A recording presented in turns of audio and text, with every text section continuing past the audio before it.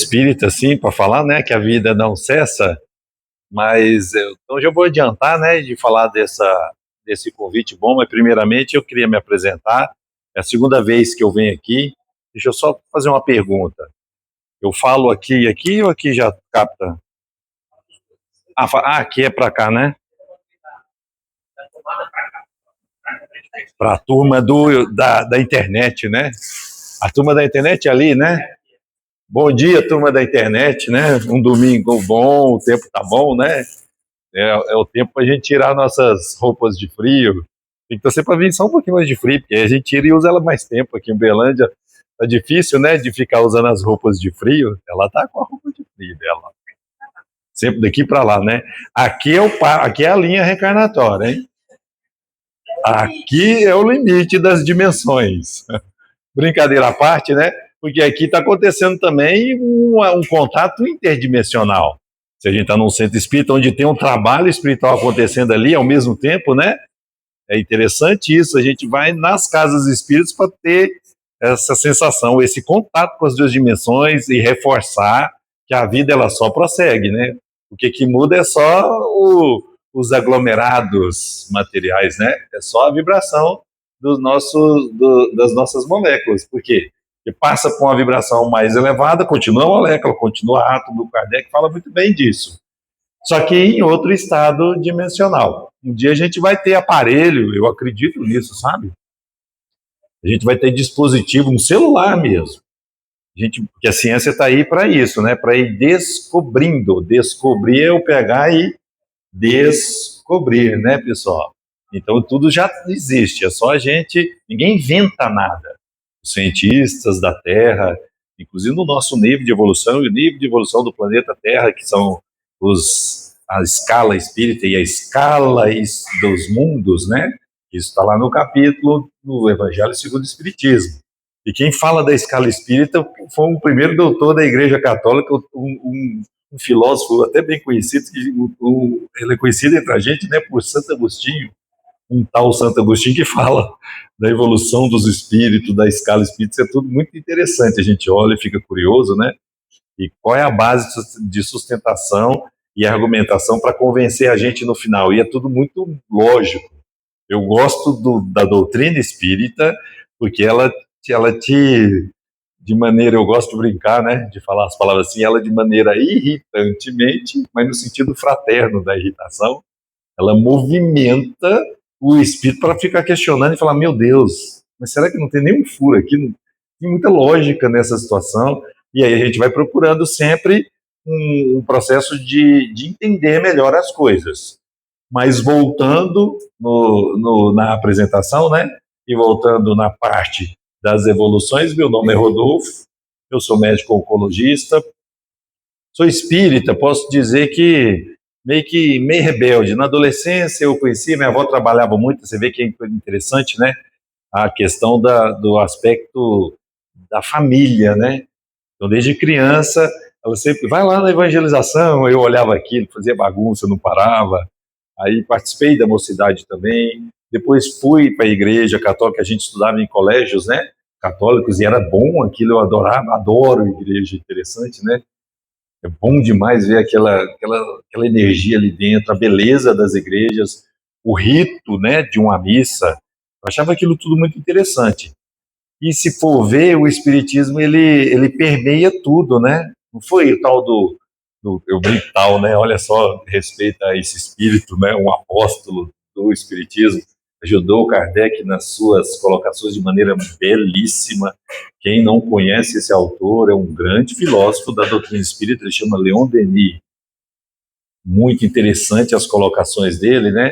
Ele é atribuída a essa frase a ele, né? Nos congressos que eles faziam lá na Europa, no final do século XVIII, desculpa, no final do século XIX, os primeiros congressos espíritas, e ele falava, ó, o espiritismo não é a religião do futuro, mas, pelo que eu observo, ele é o futuro das religiões. É interessante, né? Só deu uma troca de palavrinhas e que muda tudo, né? O espiritismo é o futuro das religiões. Por quê? Porque ela permeia tudo e vai chegar um momento em que a gente vai poder, sim, estar conversando. Esse é o sonho, é o tema da nossa conversa aqui de hoje, né? Que é o último capítulo do livro que chama Gênese, que é o último dos 5 livros da codificação espírita, e que é tão interessante que ele, quando Kardec fecha o seu trabalho de codificação, ele fecha com um capítulo que chama Os Tempos São Chegados. Parece aquelas palavras quando eu escutava também quando criança, às vezes no rádio, a Legião da Boa Vontade. Você lembra Alzir Zaru, ele falava uma voz grossa, os tempos são chegados, eu ficava até com medo, eu falava, nossa, e o que vai acontecer? Eu vou olhar para... E aí também tem a impressão, né, de filmes, literatura, essa ficção científica, eu já olhava, abria a janela assim, olhava e falava, cadê as bolas de fogo caindo, as explosões, os vulcões, né? A gente fica esperando esse cataclisma. E o Kardec, de maneira bem elegante, ele vai falar que o cataclisma é o que está acontecendo, ele é agora interno. A grande modificação, as revoluções vão ser dentro da alma, podemos dizer assim. Mas tudo evolui, tudo melhora. Então esse é o tema da palestra, os tempos são chegados, sinais dos tempos e a nova geração. Mas não fragmentar o pensamento, você vê que ele é um pouco fragmentado, eu tenho que terminar as conclusões, né? Eu ia na missa e adorava a missa. E eu falei, vou fazer a primeira Eucaristia, fiz a primeira comunhão, eu devia ter uns 12 para 13 anos, foi legal demais, né? A gente estava andando, eu gostei da história do padrinho, agora você vai ter padrinho, vai ganhar presente. Você vê que, mas a gente trabalha nesse sistema assim, meio de troca. O que faz a gente vir aqui feliz, a casa aqui cheia? É assim, sentir bem e ter uma troca espiritual. Tudo é troca saudável.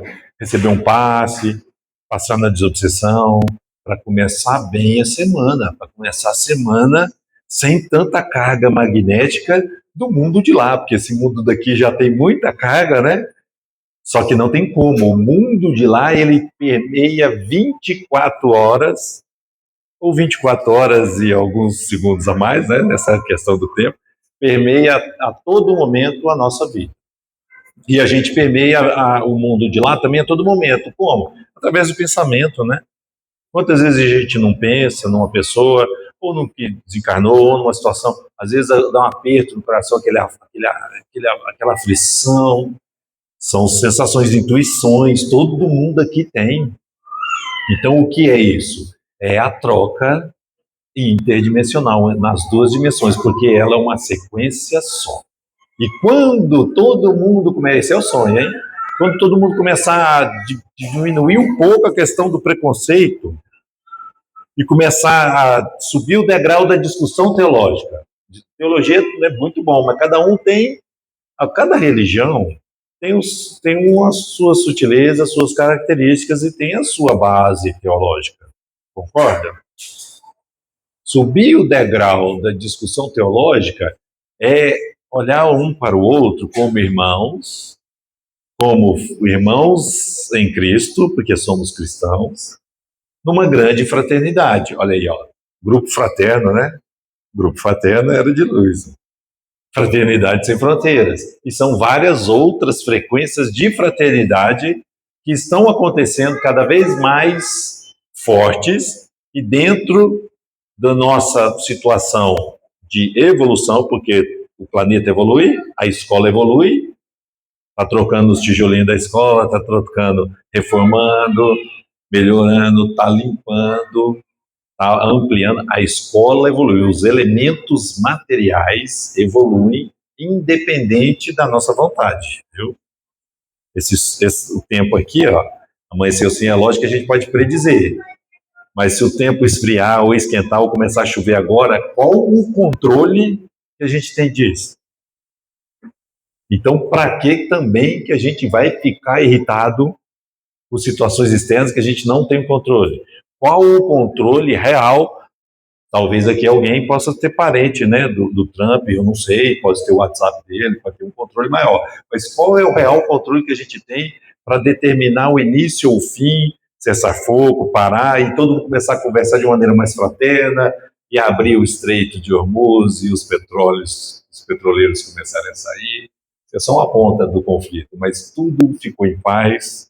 E na segunda-feira, amanhã, todo mundo vai fazer uma grande ceia, um banquete, e pensando assim mais alto ainda, falando em fraternidade, falando em Cristo, falando em um outro representante do Cristo, que todos são representantes e ministros do Cristo planetário. Isso está numa obra que chama Caminho da Luz, do Emmanuel. É um livro também muito interessante, escrito em 1938 para 39. Estava acontecendo a Segunda Guerra, estava inflamado, e aí o Espírito Emmanuel, na psicografia do Chico Xavier, vai lá e fala: vamos escrever a história da evolução humana em paralelo com a história da evolução espiritual e como foi a intercessão em momentos cruciais da evolução humana, como que foi a intercessão espiritual, sempre para um caminho de evolução, a caminho da luz. Esse livro é muito legal.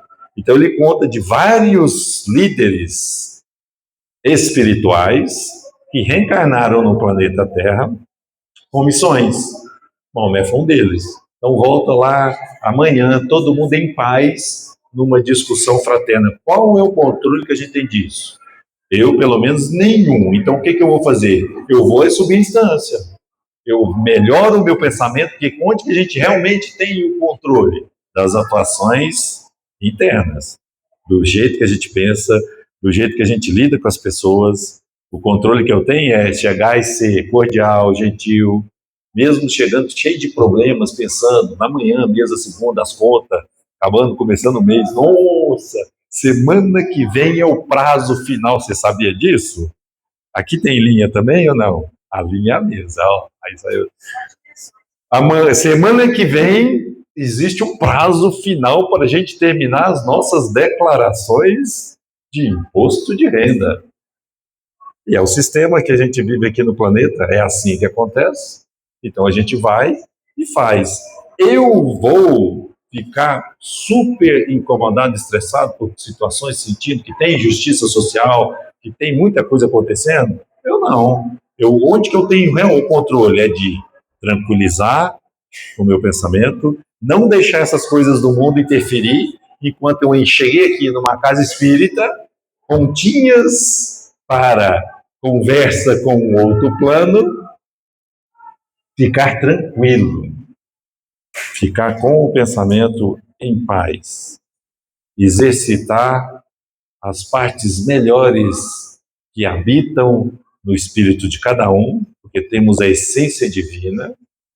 É uma condenação, entre aspas, maravilhosa, porque a gente está realmente condenado a evoluir e a melhorar e diluir deficiências e amplificar virtudes. Esse é um decreto genético que o Criador nos concedeu. E isso é maravilhoso. Treinar esse exercício, apesar de todas as nuvens, fumaças, situações e agressões do mundo, é que aí que está o nosso desafio. E por isso que a gente vem também, faz uma leitura em casa, vem no centro, ou faz um trabalho também voluntário, ou participa das ações sociais para a gente fortalecer esse mecanismo de proteção, essa resiliência boa. E saber distinguir o que a gente realmente tem controle, e naquilo que a gente tem controle a gente esforça e gasta as nossas energias. Então o desafio está aí, né, pessoal? Sabedoria para comprar as brigas certas. Vamos entrar nas brigas aonde eu tenho certas situações em que eu posso interferir de maneira objetiva e que no final eu posso construir um ambiente de paz. E é o bom combate. Quando eu falo briga, é no bom combate, que seja uma briga mental, que seja numa discussão onde que você sentiu ali que o momento é silenciar para exercer o mecanismo de paz e não alimentar aquela linha que está acontecendo, é o silêncio. Às vezes o silêncio é o melhor remédio daquele momento. Depois, se for chamada para uma conversa ou para uma opinião, vai e dê a sua opinião. Mas hoje, dê a sua opinião em grupo de WhatsApp. Tem reuniões familiares, porque esse ano vai começar o desafio de novo, né? Esse ano aí, chegando ali para, né, outubro, enfim, ou até antes, respirar, oração de São Francisco todos os dias. Pode ler só a primeira frase, que o resto também é toda uma sequência boa, né? Senhor, acordei e estou vivo. Obrigado. A gente, primeira coisa que faz, eu certeza que a gente acorda hoje, faz uma respiração rápida, agradece, porque tem mais um dia vivo, encarnado com uma missão para cumprir. Obrigado, e que eu seja sempre um instrumento da sua paz. E aí você vai vendo os desdobramentos depois, é um mantra hoje de proteção, hein? Quando tiver ódio, briga, tudo, eu levo o entendimento, levo amor. Quando eu tiver trevas, luz, ofensa, perdão, tá tendo fake news, mentira, eu tentar me expressar a verdade, mas tudo com paz. Isso é uma grande proteção, pessoal. Eu sei que a gente tem feito isso cada vez mais e não tem acordado, e a primeira coisa que a gente faz é ir lá ver notificação e mexer no celular. Eu sei que isso não está acontecendo.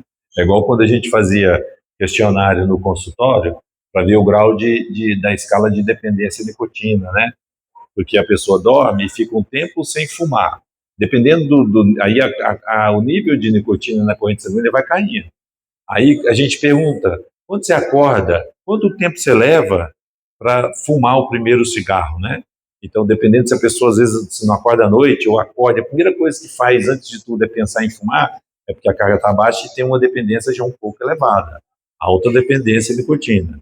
A gente tem feito muito isso com alta dependência, porque o cigarro é conta-gotas, pingam gotas de dopamina, principalmente, que é aquele neurotransmissor que dá uma sensação imediata, aquele prazer imediato.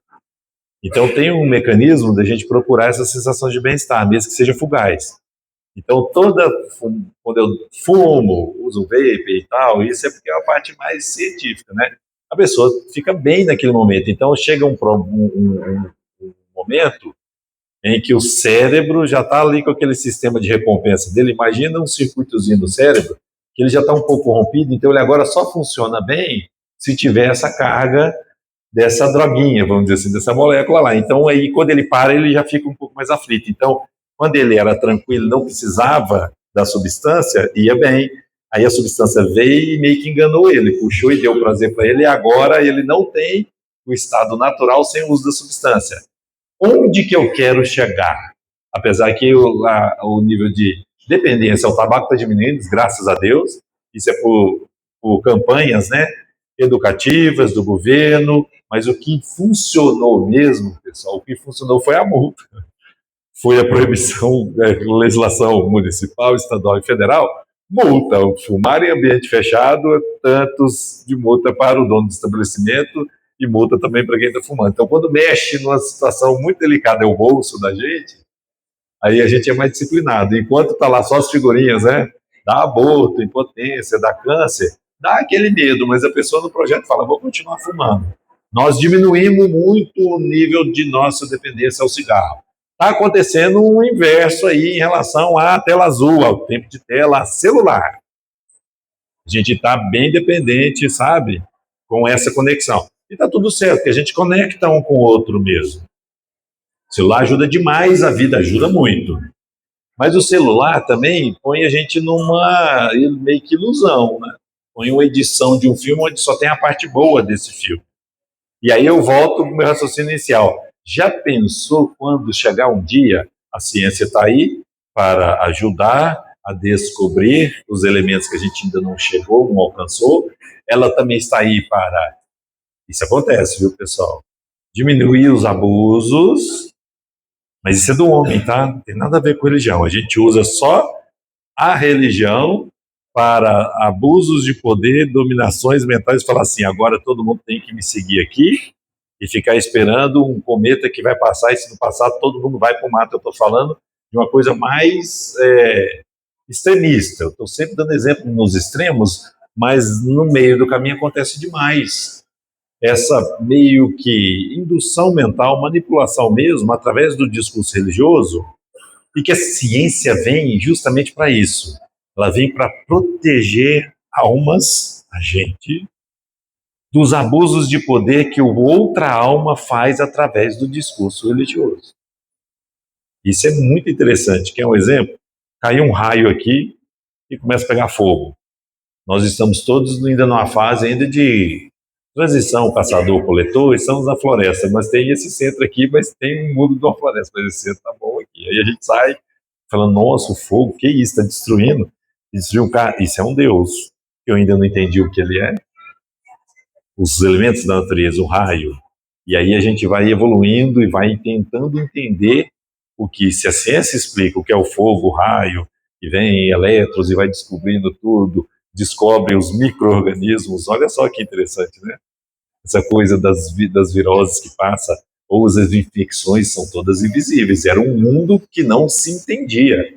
E isso há pouco tempo atrás. Então, quando ninguém entendia, vinha o pensamento religioso e falava, cuidado, vocês estão orando pouco.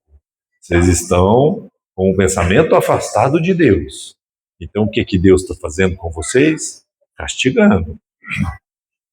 Então, tá nos humores, tem uma coisa aí no éter que está matando todo mundo. Era um dos discursos da grande peste. A peste negra tem vários momentos na história, mas os principais foram esse discurso.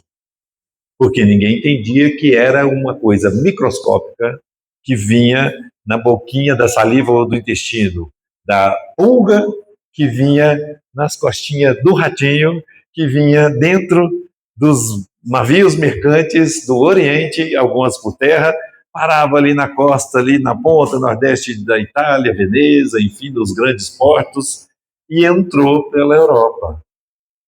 E não tinha muita higiene, e os ratos proliferaram, que vieram, as pulguinhas pularam por ar e tinha pulga, imagina, né? Olha o mecanismo. E a pulguinha vinha e picava a gente. No que picava, jogava essa bactéria. E aí a gente também não conhecia isso e não tinha um antibiótico. E aí começava a atacar os gânglios, infartava os gânglios, necrosava, e às vezes com a coagulação, que sangrava bastante por dentro, e com a coagulação ficava aquele sangue meio coagulado, pretinho. E aí o pessoal olhou e falou assim, que peste é essa? É a peste negra.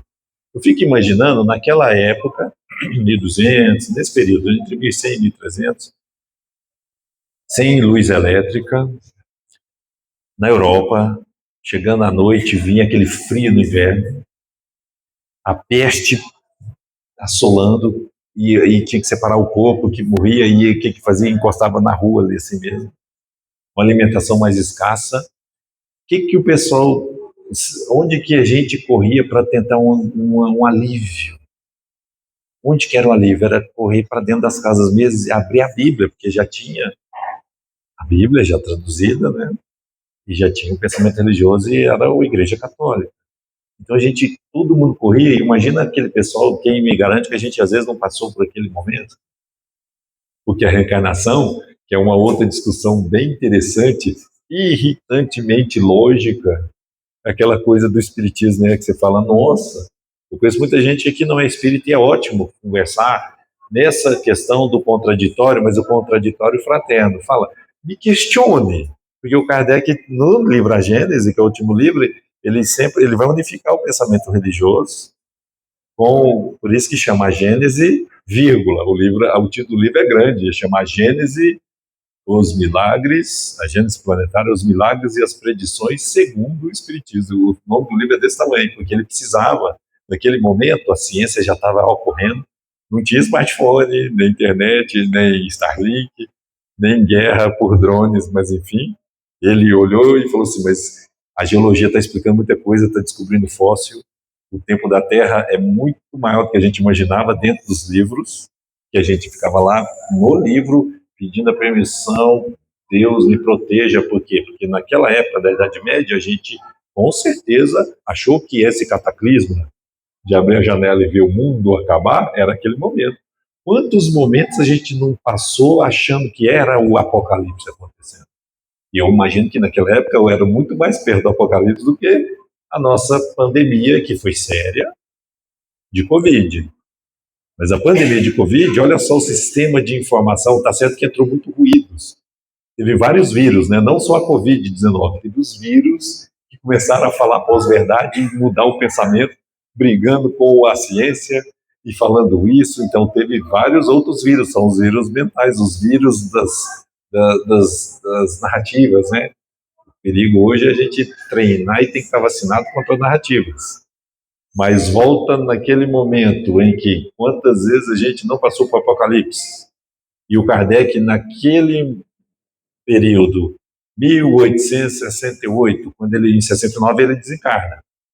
Em 1868, ele está mais maduro na questão da doutrinária espírita, e aí ele fecha essa primeira etapa com a Gênese, porque ele precisava já, no momento mais já amadurecido, ele precisava de conciliar o pensamento científico da época, e estava já todo mundo meio um pouco cansado. Não vou dizer porque não existe uma revolta contra a conexão ao sagrado, isso nunca existiu.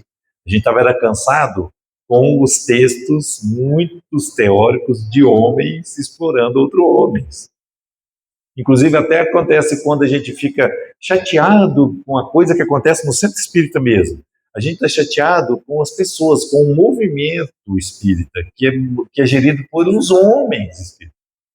Como que eu vou ficar totalmente descrente e chateado contra a doutrina espírita, que vem vozes do céu? Isso é o prefácio do Evangelho segundo o Espiritismo. Ele é bem apocalíptico. É uma sugestão que eu passo para vocês. Leia só o comecinho do Evangelho. O Evangelho é um livro que a gente tem como tipo um talismã. O espírita tem, né? Deu problema na vida, eu vou abrir o Evangelho. E vou ver o que ele fala para a gente dar uma relaxada, pedir produção, e está tudo certo. Melhor assim do que deu problema, eu vou ali no WhatsApp aumentar ainda mais e brigar e descarregar meus problemas. Não. Abre o Evangelho e tenta entender aquela mensagem. E é um livro muito interessante, a pureza moral, né, da doutrina espírita, que já estava vindo também numa fase de amadurecimento. É o terceiro livro da codificação. Porque o primeiro é o livro dos Espíritos, que lança e dá aquele estouro, e fala da filosofia, e começa a explicar os conceitos espíritas. E fala com onde é que você pegou isso tudo. Eu peguei isso tudo evocando espíritos. Por isso que quando eu vejo casas espíritas atuais, as casas que têm movimento assim, é o que tem o trabalho teórico, é o que a gente está fazendo aqui. Só que eu acho que a palestra é importante, mas a palestra é só a amostra grátis.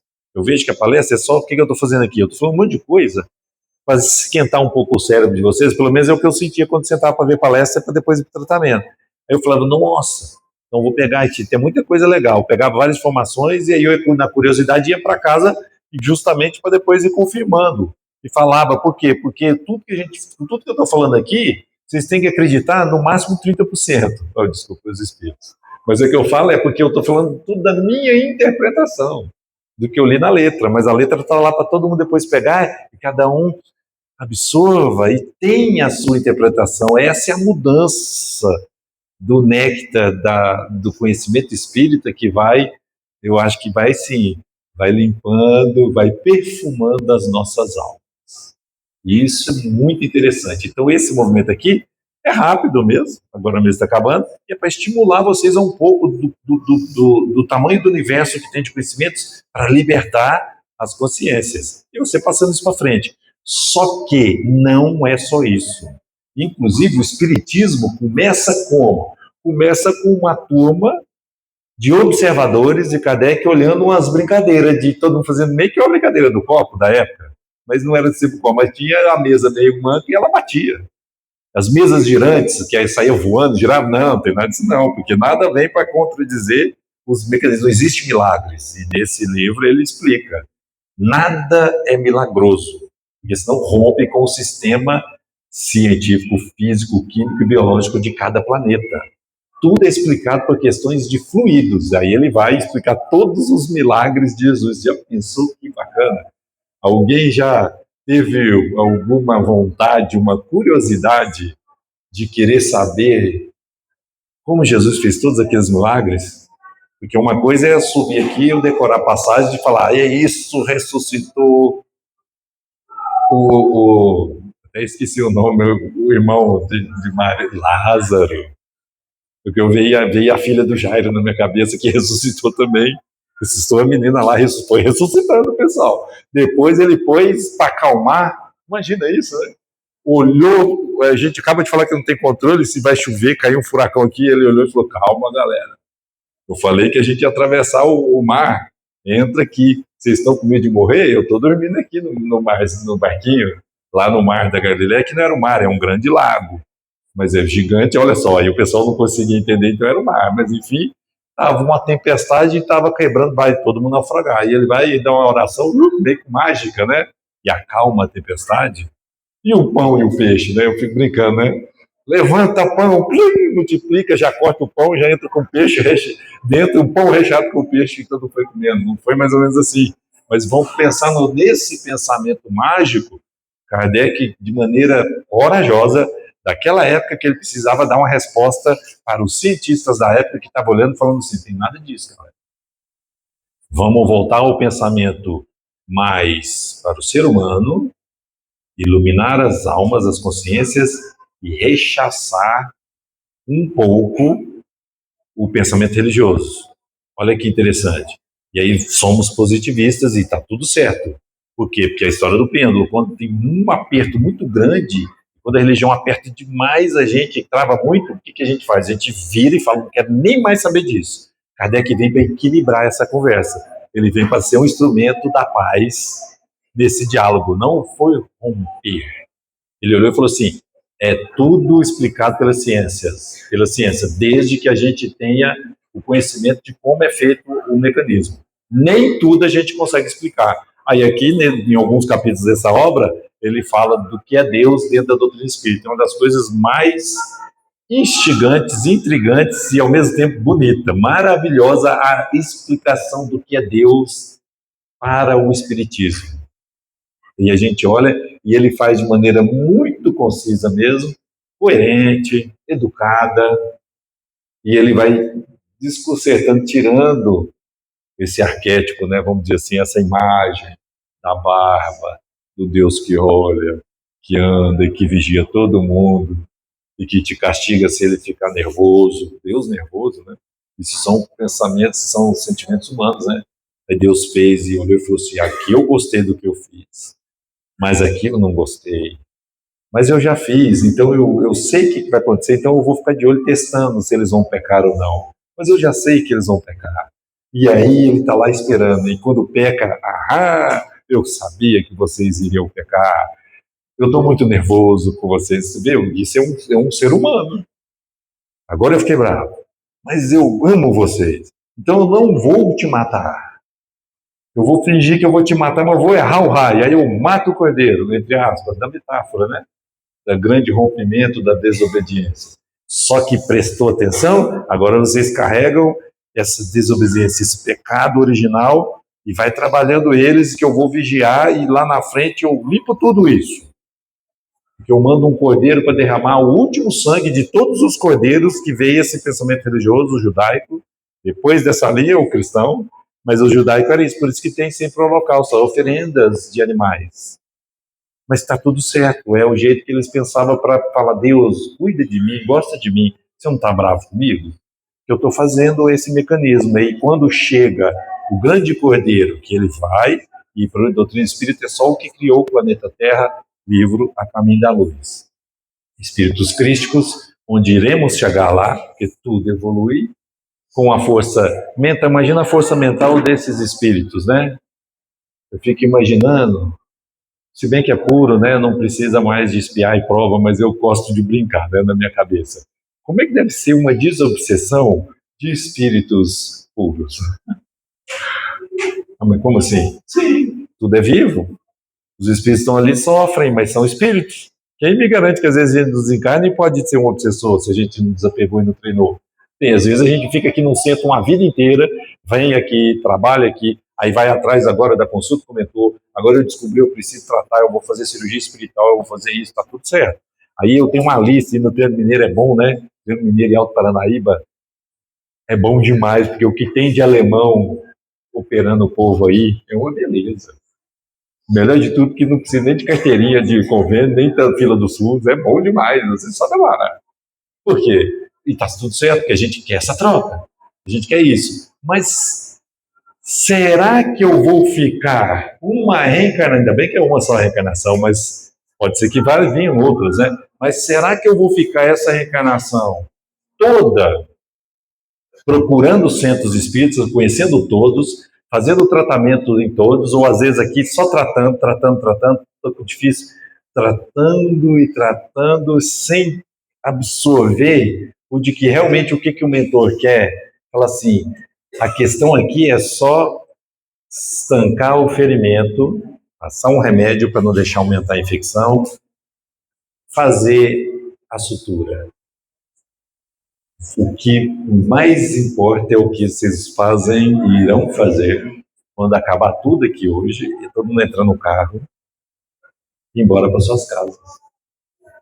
E aí é o que o desafio começa, vamos dizer assim. Aqui é um ambiente protegido para a gente só ir anotando nas suas agendas mentais o que a gente tem que cumprir. Porque tudo é uma questão de tempo. Tudo é uma questão de tempo, não é uma questão de vida e morte.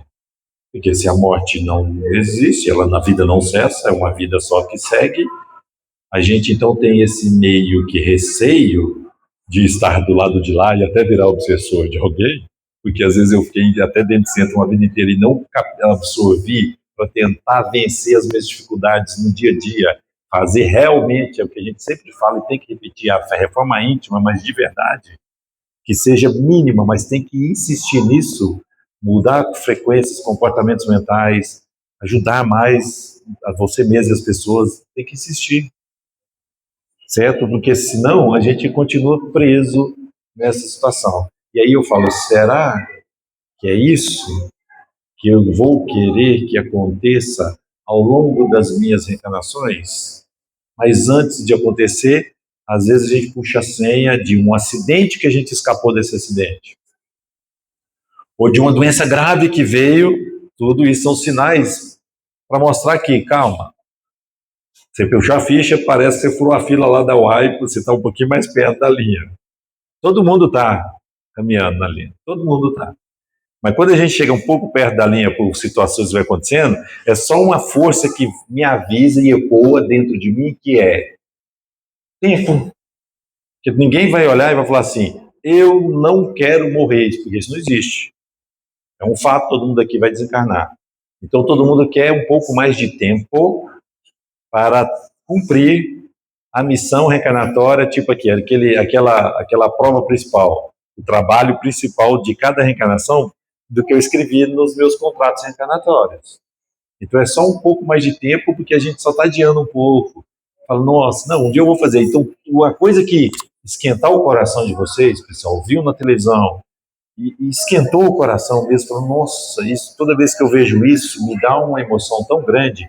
Crianças abandonadas, ou animais, ou idosos, ou doentes, olha só, ou pessoas que desviaram e estão presos, e eu fico pensando na família, a mãe desses presos, você tirar essas coisas muito fortes de, não, isso aqui tem que limpar. Esses doentes deficientes, não tem que ajudar.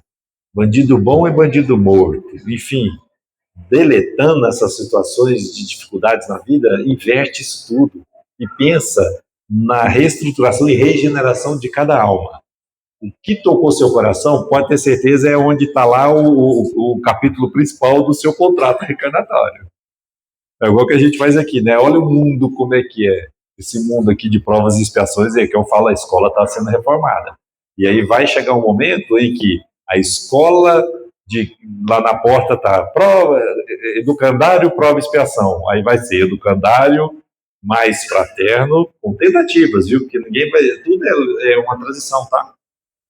Educandário mais fraterno, grupo fraterno, educandário, regeneração, que é um estágio, viu? O planeta de regeneração, que fala nesse último capítulo, ele é uma transição entre prova e expiação para um planeta mais feliz, o planeta ditoso, eles falam, né?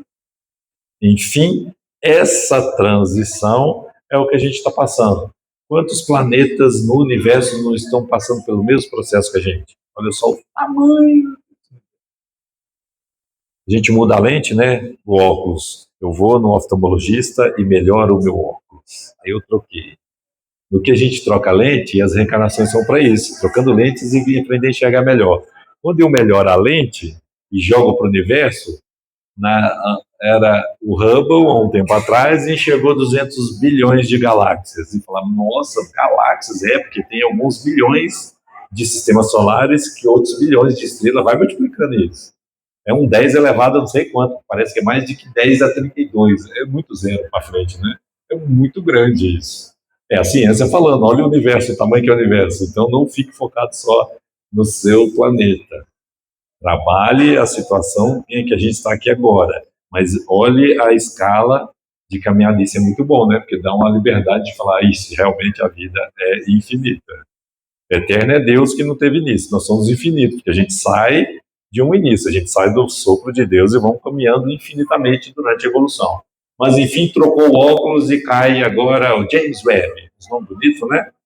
Outro óculos, eu só passei no oftalmologista e ele melhorou minha lente. No que eu melhorou a lente de 200 bilhões de galáxias foi para 1 trilhão de tatu. Então, aumentou demais isso, é o que a gente sabe hoje.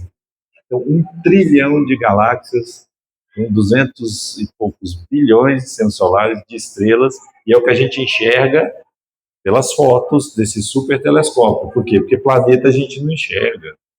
A gente só enxerga o que emite luz no universo. Então, multiplica isso para mais 10, 15 planetas. Vamos pensar no pensamento do nosso sistema solar, né? Um pouco menos, 7 a 10 planetas. Imagina o tanto de moradas que existe no universo. Então, nessa conta, quantos planetas estão em transição neste exato momento, passando a mesma coisa que a gente está passando? Então, o receio é mínimo disso. E o Kardec, ele explica muito bem essa parte. Tudo bem? Tudo bom, você está aqui para trabalhar e entrar no navio transição. Partiu voo para a regeneração. Nesse capítulo, eu não vou ler tudo não, só leio o primeiro parágrafo, né? Inclusive é que a gente já está ali com o tempo em cima. Ele fala, os tempos chegaram. Esse primeiro parágrafo, ele meio que resume tudo, né? Sinais dos tempos. Dizem-nos de todas as partes que já chegaram os tempos marcados por Deus. Está todo mundo falando. Concorda comigo? Em todas as religiões. No centro espírita. E é bom demais falar disso, porque é o que está acontecendo. Então vamos falar o que a gente está vendo e vamos mergulhar e atravessar bem. Deixar um rastro de luz, cada um dentro da sua capacidade. Não precisa também comparar, viu, pessoal? Não compara com o que o outro está fazendo. Comparação causa muito sofrimento.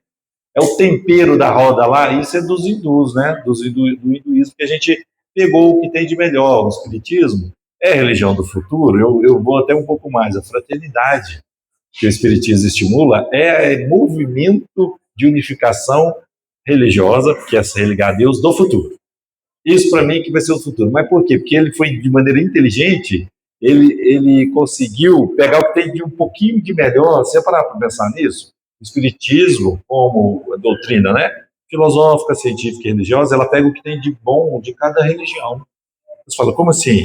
Aí ela não existia naquela época e já tinha o judaísmo quase 4.000 anos atrás, já tinha o cristianismo, já tinha o protestantismo, já tinha o islamismo, as principais, já tinha o budismo, o hinduísmo. O espiritismo é novinha, é adolescente aí dessa turma toda, certo? 1854 aí, né? Primeiras conversas, né?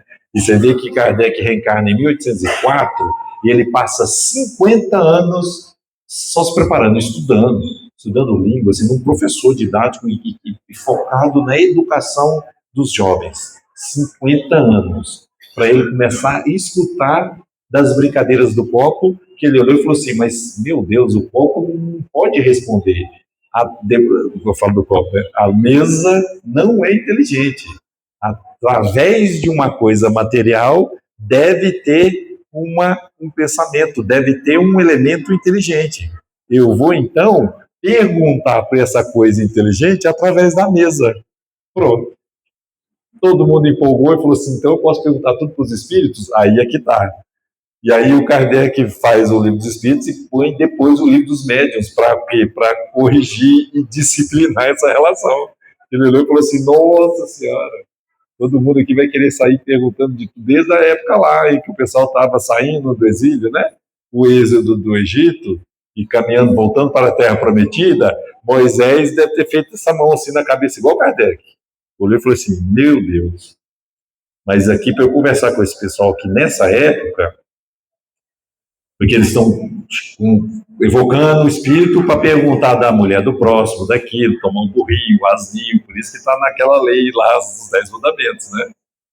Tem mandamentos ali que é não cogita a mulher do próximo, honra o seu pai e sua mãe, não mata, não rouba, não queira as coisas alheias. Olha que interessante isso. Por quê? Porque tinha muito isso, de todo mundo evocar espíritos através de os médiums lá, imagina, daquele grupamento, e faziam essas coisas de terra. Malvadezas, feitiçarias, conjurações. Aí o Moisés olhou e falou assim: está proibido. E está explicado, por isso que está lá na Bíblia mesmo, no Antigo Testamento e Levítico, né? Está proibido, a gente só proíbe uma coisa que existe, não é verdade? Está proibido de você sair aqui agora, pegar um galho de árvore ali e sair voando para a lua. Está proibido, viu?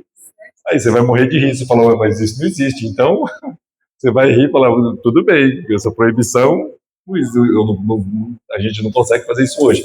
Mas está proibido falar com o espírito, hein? Então, porque ele falava assim muito, sempre falou. O problema é que a gente não tinha um pouco essa disciplina, não tinha moral para como conversar com esses espíritos. Até hoje, né? A gente às vezes vai atrás de espírito e vai querer resolver as coisas da nossa vida e está tudo certo. Mas o mentor, ele quer que ele vai e resolva aqui, mas vai agora lá. Procure a sua luz, trabalhe bem, espalhe, ajude pessoas e procure não pecar mais. É o que Jesus fazia. Quando ressuscitou Lázaro, olhou, né, e falou assim, tira o pano dele. Ele só deu comandos, né? Interessante, né? Abre a pedra. Tá tudo muito simbólico, né? Tá lá, tudo. Não vai dar certo, ele já está cheirando mal. Não, fica tranquilo. Lázaro deu o comando. Vem. Aí ele vem, né? Vai igual o filme Morto Muito Louco. Lançando. Tira as ataduras, é o que? As nossas ataduras. Isso aí é do corpo espiritual. Vamos liberando o nosso perispírito, vamos tirando cascas. A gente reencarna para só limpar a roupa suja do perispírito, no tanque, na grande lavanderia que é o planeta Terra. A gente tem que só tomar um pouco de cuidado para não ficar jogando sujeira muito no outro. Sujeiras mentais, maledicências, agressões verbais, às vezes desnecessárias, que depois põe a gente numa vibração mais baixa e a gente fica se sentindo culpado por isso. Então é isso, acordou cedo, pode ver o celular, mas aí faz uma oração e fala, Senhor, faz de mim o instrumento da paz no celular, me encaminhe, põe meu algoritmo do bem, para eu depois passar coisas boas. Ou no meu trabalho, eu sei que está muito difícil, tem imposto de renda, tem isso, tem as coisas do mundo, está frio, mas o trânsito, Berlândia, mas cidade boa, pega as coisas boas que tem, do mesmo no trabalho, mesmo com dificuldade, deixa eu tentar manter uma vibração mais elevada nesse dia de trabalho. E veio o pensamento às vezes ruim, aflito, ou uma reclamação, uma tristezinha, olha e fala, mas eu estou vivo e estou cumprindo uma missão, estou evoluindo. Então, tente mudar a estação da rádio, isso é rápido. Mentalmente a gente pode ir trocando as estações. E aí, às vezes, está difícil de ficar naquela estação, porque a pressão é muito e põe-se em outra, e pega uma leitura. Leitura rápida, então faça essa leitura diária, comece a estudar mesmo, uma sequência, entendendo o que os espíritos falaram no céu, no prefácio do Evangelho segundo o Espiritismo, que não tem como segurar. Então, as vozes vão falar em todos os ambientes do planeta. Por quê? Porque a mensagem é dos espíritos, não é dos espíritas. Então, a gente tem que se sentir privilegiado de estar aqui recebendo essa mensagem mais esclarecida. Mas, naquela época, a religião novinha, eles sentaram, perguntou para o elemento inteligente quem que estava sentado nos primeiros grupos de estudos da Sociedade Parisiense de Estudos Espíritas. Era científico na época, começou assim, porque ele precisava ser mais científico. Porque depois que ele foi falar que tinha religião e que tinha Jesus, porque se ele já entra falando que tinha Jesus, todo mundo já nem ia no centro lá dele. E não era o centro, por quê? Porque o pessoal já estava irritado com essa história. Jesus, nossa, usando o nome de Jesus, a gente fez tanta maldade um com o outro, perseguiu tanto o outro. Ele olhou e falou, calma, mas se tem esse aqui, vamos voltar a evocar? Mas, ó, Moisés falou que não pode, mas a gente evoluiu, né? Será que a gente evoluiu? Evoluiu. Então agora está permitido para a gente fazer evocações e perguntas positivas. Aí ele faz os espíritos, olha que fantástico. Uma pergunta de tudo, hein? Está com dúvida até do animal de estimação, da briga da família, do filho que não gosta de você, do filho que apontou o dedo para você e falou, nem, eu não ganhei o novo celular, por isso, as ingratidões, está tudo explicado lá. Interessante que parece que é uma obra viva. Ela é muito atual. Ela não é meio atual, ela é muito atual. Certo? Por quê? Porque veio com essas informações. Então aí a gente tem esse privilégio E aí ele, de maneira inteligente, quem que estava sentado nas primeiras reuniões? Eram a grande maioria judeus, evangélicos e católicos. Pelo sistema ocidental tinham poucos budistas e hinduístas, mas aí ele olhou e falou, e agora os espíritos? Como que então eu vou montar uma coisa já miscigenada? Vocês já perceberam então que o espiritismo já nasce misturado? Igual o brasileiro. A pátria do evangelho, o espírito. Olha só, as coisas vão dando a sequência. Nós somos tudo misturado e está tudo certo, porque a regeneração não se faz, a gente dentro do centro espírita, com menos hoje, menos de 2% da população brasileira no censo, apesar que eu acredito muito no católico de IBGE, né? Eu era que era da palavra, minha avó é espírita, mas eu fui no centro, eu fui na igreja, batizei, aí no IBGE você foi católico. Mas vai no centro, toma um passe, compra uma pizza, ajuda, gosta às vezes consulta com o mentor, mas vai na missa e está tudo certo. O espiritólico. Mas é porque esse é um pensamento mesmo do próprio brasileiro. E a gente não tem que ficar cristalizado em brigas, em bolhas. Vamos tomar cuidado com a obsessão que os algoritmos do mal estão querendo fazer com a gente, a gente cristalizar em discussões ideológicas, políticas, pensamento sexual, de cor de pele. Isso é o que o colega estava falando aqui antes, mas essa é uma mensagem que tem que estar sempre repetindo. Essas, para mim, são as grandes armadilhas obsessivas do momento atual. A gente tem que ir derrubando as fronteiras. De uma pessoa que chega aqui, só que a gente faz rapidamente, mas a gente tem que derrubar as fronteiras, fraternidade sem fronteiras. Ver como ela está vestida, o estilo de roupa, a cor da pele. Aí eu já conheço ela é comunista, ou então não, ela é do outro lado. Ou então ela é um imigrante. E aí a gente tem que ir pensando, a gente tem que tentar derrubar essas fronteiras que a gente veio construindo ao longo de várias reencarnações, presos, aprisionados no elemento material, e falar de alma para alma. Esse é o grande desafio. E aí ele tira o que tem de melhor das religiões orientais, do hinduísmo. A roda de Sansara, o que faz a gente ficar reencarnando e voltando aqui? Apego e desejo. E o que tempera esse sofrimento? Comparação. Comparando, e o algoritmo está aí para comparar a vida do outro é melhor. Nossa, ela vive viajando, não, mas ela está bonita, o casamento é perfeito, tudo. Não, eu não tenho nada mesmo, não. Todo mundo é super feliz na internet, só eu que estou sofrendo? Calma. Esse é o mecanismo de comparação que põe a gente um pouco na vibração ruim e tristes. Aí a gente desanima de cumprir a nossa missão reencarnatória. Sai fora desse processo obsessivo.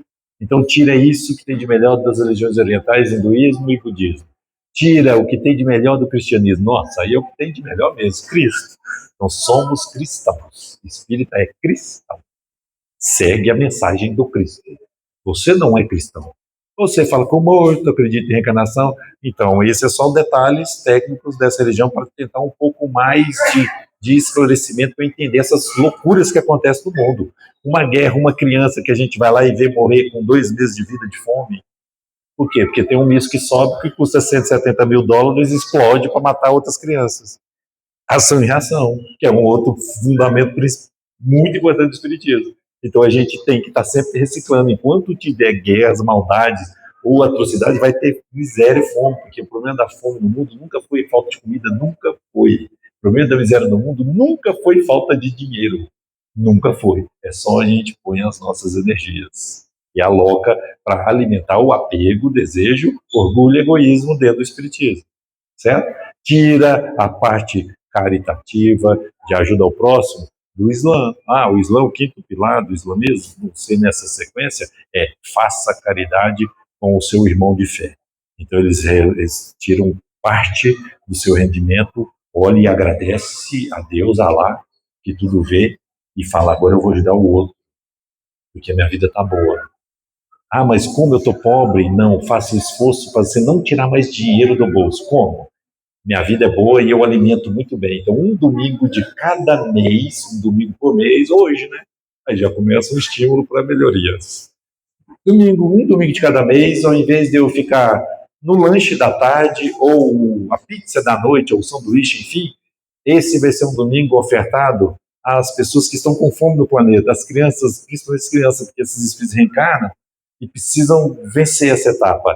Eu tiro, ou eu vou comer de maneira mais frugal. Eu não vou gastar, porque numa família hoje de 4, 5 pessoas é 150 fácil. R$100, 150, se eu for pedir, vou fazer uma comida mais leve, ou às vezes não. Uma vez que a gente faz uma oração bem leve, faz o culto do Evangelho e fica em jejum, não vai matar ninguém, pelo contrário.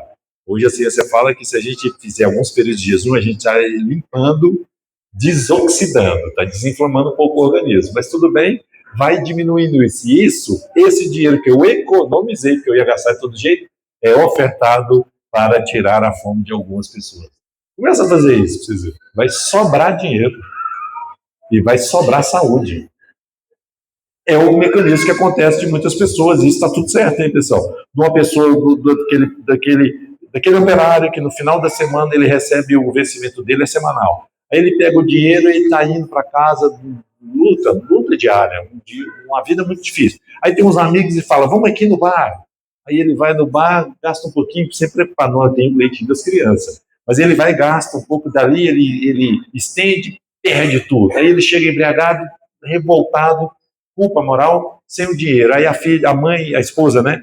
Ali os meninos, aí ele briga, bate na esposa, enfim, é o mecanismo destruidor. Nos bairros, você já viu? Tem sempre um botequinho na esquina. Ah, mas no bairro tem um botequinho e no outro quarteirão tem uma igreja evangélica. Tá tudo certo. Quizá tivesse um centro e a igreja católica também está lá na praça central daquele bairro. Por que isso? Porque ele, no caminho, ele desvia e fala, hoje eu vou ali que me chamaram. Porque um dos amigos que ia com ele falou, fui ali, fui convertido, melhorou minha vida. Aí ele vai. Aí ele começa a orar, e aí tá tudo certo também a mensagem, porque tem mensagens que não pode ser calma, Deus te ama, você vai reencarnar, mas seu livre-arbítrio, tenta procurar melhorar dentro do seu tempo, mas o tempo é mais apertado agora, que os tempos são chegados, mas estude e tente fazer o bem. Mas eu vou ter outra chance de outra encarnação? Vai. Pode sofrer um pouco, mas vai. Ah, então tá ótimo. Vou continuar indo no bar. Então o discurso tem que ser assim, cuidado. Morreu, acabou. É a última chance. É o leite tudo ou nada.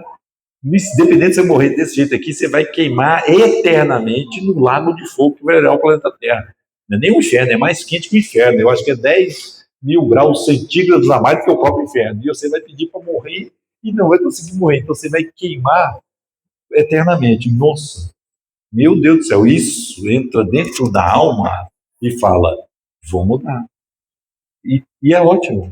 Aí ele para de ir no bar, ele vai na igreja, ele gosta, porque não é só isso, o discurso do medo, mas também disciplina, tira ele, que é forte, a tentação do álcool é muito pesada, então tira ele sente bem, ele tem um acolhimento muito forte, os irmãos acolhem ele tem um louvor que é o passe, aí ele canta e sente aquela energia, chora, faz a catarse, e chega em casa com o dinheirinho no bolso. Porque ele gastava lá tudo, ele melhorou, ele está mais leve, suave, está com mais dinheiro, mesmo ele pagando, sendo dizimista fiel, sobra o dinheiro para ele. E ele fala, Deus me salvou. Através da igreja eu tenho que continuar lá. E está tudo certo.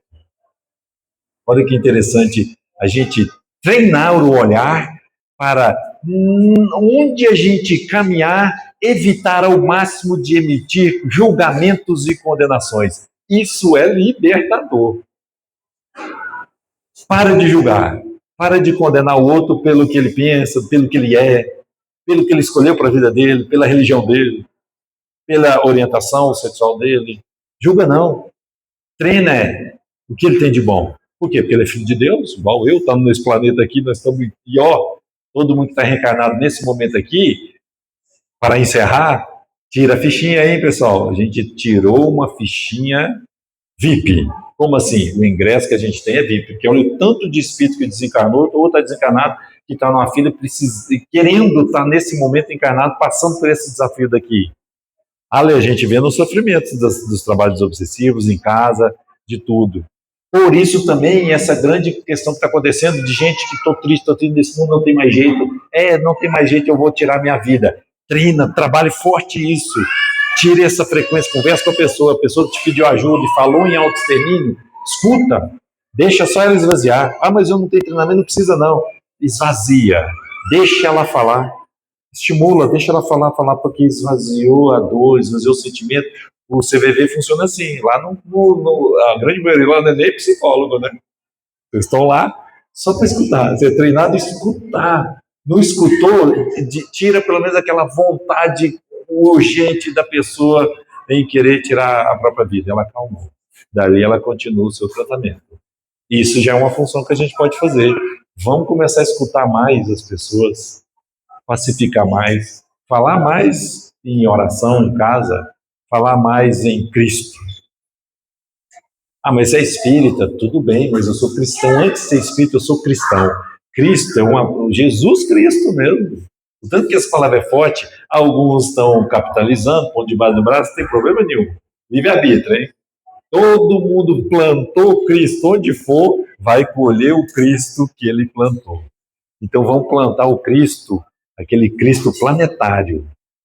O Cristo, olha só a mistura que eu vou fazer aqui, porque isso é espiritismo. O Cristo que foi nos apresentado por várias pessoas, mas uma que estava dentro do movimento católico, na Idade Média, no meio das cruzadas, foi lá e pediu a bênção para o Papa e ficou lá Inocêncio III. Eu sou humilde, já desapeguei das coisas da matéria, porque eu preciso falar de um Cristo novo que ele pediu para mim através de uma cruz que eu estava rezando, de São Damião, e falou assim, vai lá, Francisco, e reconstrói a minha igreja. Aí ele saiu correndo e começou a pôr tijolinho e falou assim, não, igreja bonita já tem demais. A igreja é o templo. O que é a igreja que Jesus falou? A igreja é cada corpo. A igreja do Cristo toca e reconstrói a igreja em cada espírito encarnado e desencarnado neste planeta, porque eu sou um CEO espiritual. O CEO onde eu olho só a coisa, a bondade do elemento espiritual. Encerro, agora é de verdade, hein, pessoal? Agora reforçar o convite aqui, ó. O mundo de paz é um mundo mais fraterno, né? Então, olha que bênção. Aí agora vamos agradecer a oportunidade que a gente está tendo aqui para Uberlândia, hein? A cada 2 anos tem um encontro nacional de uma ONG que eu faço parte, chama Fraternidade Sem Fronteiras.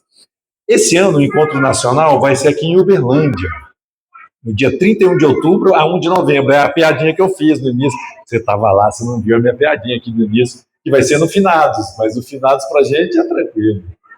É vivo e morto, só muda o corpo, né? Deixa eu pensar que pode ter um espírito sentado aqui do seu lado. Eles estão em outras dimensões, mas está tudo permeando o que eu falo. A única diferença da gente para espírito é o corpo físico. Porque o espírito desencarnado, ele pensa, ele está aflito, ele tem os mesmos sentimentos igualzinho. A única diferença não é nem o corpo físico, é a velocidade de vibração das moléculas. Porque, de repente, se pegar e fizer de reduzir, só que a gente só aumenta a velocidade disso, a gente só evolui. Então, por isso que em planetas mais felizes, ditosos, puros, estão no livro dos espíritos. O intervalo entre as reencarnações não existe. A gente não tem essa dor de ter que esperar um ente querido que morreu, entre aspas, desencarnou e reencarnar. As infâncias, a coisa, tudo dilui. E a gente vive um estado espiritual de felicidade plena. Aí é a ressurreição. Ressurreição, não preciso de outro corpo. Eu ressuscito, entre aspas, em corpo espiritual.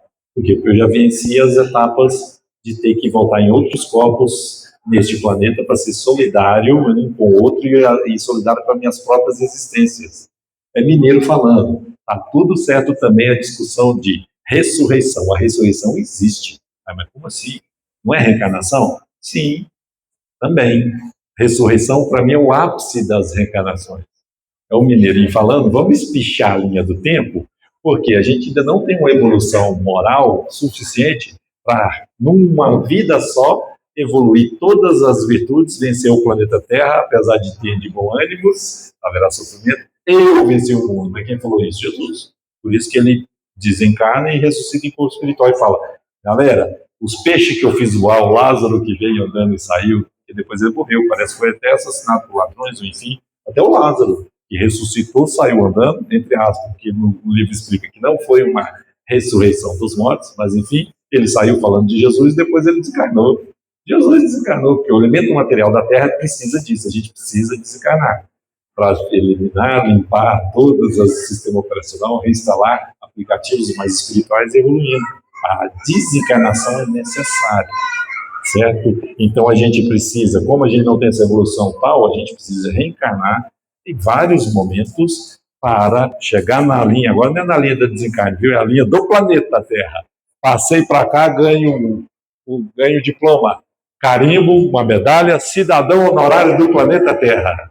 Aí vem um espírito de luz, olha, obrigado, você ressuscitou para o planeta Terra, não precisa mais reencarnar. Olha o universo que tem pela frente. Então, por isso, no dia 31 de outubro a 1 de novembro, vai ter o encontro nacional. Olha quem vem, e eles vêm tudo em colaboração para falar de fraternidade. Tem um diálogo interreligioso que é muito bacana. Esse movimento, ele põe para falar, o tema vai ser o tempo. Ixi, tempo. O tempo para ser fraterno. Então, tem representantes de religiões matrizes africanas, católicos, judeus, evangélicos, espíritas, ateus. Isso é bom também. Todos sentando para discutir fraternidade, ou o tempo para ser fraterno. Um das que tem confirmado presença, porque o engraçado é que a fraternidade ela tem uma base forte espírita, viu, pessoal? Ela nasce dentro do movimento espírita. E são os congressos espíritas que dão uma alavancada inicial, só que agora ela ganha uma projeção, porque, eu volto a dizer, pode ser um movimento espírita 5.0, pode ser, porque ele está falando de fraternidade e de espiritualidade para o mundo, através do trabalho em situações mais desafiadoras e vulnerabilidade do planeta Terra, certo? Que são vários países africanos onde tem um trabalho lá. Vem a professora Lúcia Helena Galvão, todo mundo conhece ela? Ela é uma filósofa maravilhosa. Ela olhou e ela já conhece a fraternidade. Ela olhou e falou assim: pode me pôr aí, eu dou um jeito na minha agenda, porque a agenda dela é para daqui 2050, brincadeira, eu dou um jeito e vou. Então ela vem presencial para ajudar. O Rossando Klingen, aí é mais espírita, o psicólogo Rossando Klingen.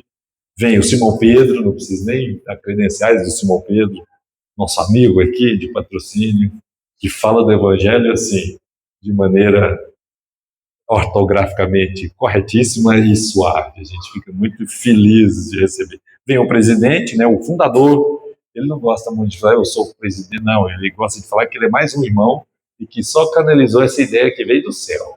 Ele fala assim: essa fraternidade nasceu no coração de Jesus. Eu só estou aqui pedindo ajuda para vocês, que é o Wagner Moura, que é o que encabeça toda esse trabalho. Ele vai estar aqui também. Vem o pessoal da África, os jovens que a gente chama Ubuntu, que são os primeiros que também ajudaram, porque tem que ter uma base lá, né? Então são eles que ficam em base lá, ajudando o pessoal que faz as caravanas, né? Que é o Félio, o Prince, o Mike, certo? O Mike lá no projeto Órfãos do Congo, o Prince em Madagascar, e o Félio também é da parte da escola Corova em Madagascar. Vem o pessoal também de Moçambique, que não está aqui, mas é porque é muita gente, que também faz o trabalho lá de assistência em Moçambique. Vem o pessoal que chama Caçadores de Bons Exemplos, escreveu um livro, todo mundo conhece esse livro? Então, eu já dei dica de livro demais aqui, né? Então, dica também de mais uma leitura, Caçadores de Bons Exemplos. É um casal, ele vai contar a história deles, mas ele sai atrás e fala: eu vou ver o que o pessoal está fazendo de bom no Brasil. Vou parar de ficar só vendo essa coisa de guerra, disso, daquilo, de banco master, de roubo, corrupção. Não, tem coisa boa demais. Tem gente fazendo a obra do bem acontecer, independente do círculo religioso. Isso é fantástico. Andrei Moreira, também do Movimento Espírita, um médico muito forte nas suas palavras de inclusão, uma energia boa, faz uns tratamentos bons de cura para todo mundo. A Larissa Chaves, também psicóloga espírita, que dá mensagens também de fraternidade. E é engraçado que a maioria desse pessoal também está aqui firme e forte, de algum momento ou outro, conheceu a ONG, trabalhou para a ONG e deu uma pisadinha lá na África, né? Atravessou o Atlântico na coragem, pisou, sentiu aquela força e voltou. Eu imagino que isso também já é uma coisa espiritual, para a gente também ir resgatando, está tudo certo, né? Eu falei tantas vezes aqui, está tudo certo. Tem que acreditar, não há erro nos planos de Deus, não há. Só deixa fluir, abre o coração e deixa, fala: Deus, me use como seu instrumento da sua boa vontade e da paz. Eu imagino que isso é um mecanismo da gente resgatar alguma situação muito difícil, que foi a escravidão, né, no Brasil. Então a gente tem também ainda, como egrégora Brasil, país, uma dívida moral muito forte ainda, né? Com esse pessoal que veio da África, forjou a terra. Chegou um momento em que era quase 80% da população brasileira eram de afrodescendentes, e eles é que faziam acontecer toda isso não tem muito tempo. E olha que interessante, a gente tem que estar sempre com esse olhar, atento para fazer a fraternidade acontecer. Eu não fui muito fraterno, hein? Olha só, né? Você nem parou, não falou para eu parar de falar, se deixar, vai até meio-dia aqui, né? Desculpa, pessoal, passei muito tempo, mas é porque é muito bom. É sempre um prazer estar aqui com vocês e que a gente tenha um abençoado domingo. A André pediu para a gente fazer uma oração, né? Você quer vir fazer a oração? Pode ser? Então vamos todo mundo relaxar nas cadeiras. Se quiser fechar os olhos ou não, fique à vontade. Aqui é a casa dos bons espíritos, a casa do Mestre, uma das casas do Mestre Jesus. E que Ele abençoe, acalme os nossos pensamentos, fortaleça os nossos corações